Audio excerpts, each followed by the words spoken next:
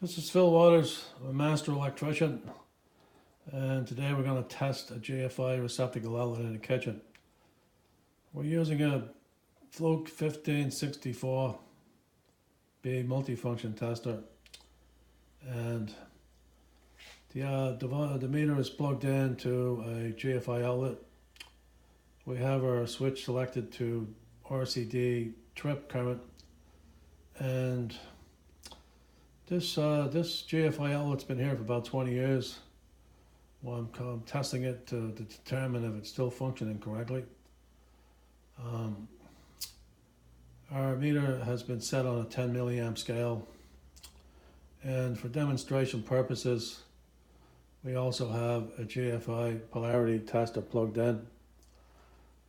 The power is turned on and the polarity is correct as indicated. This circuit is a 120 volt circuit.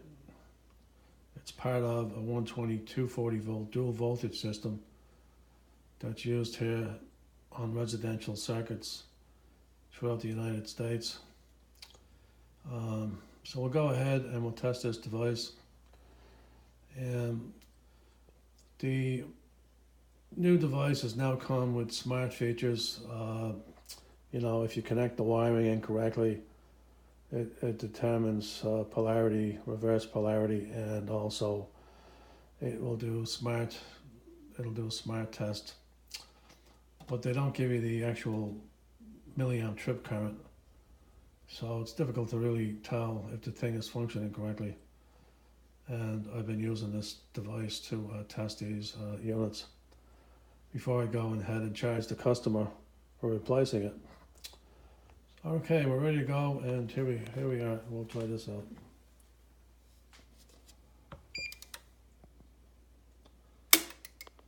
Okay,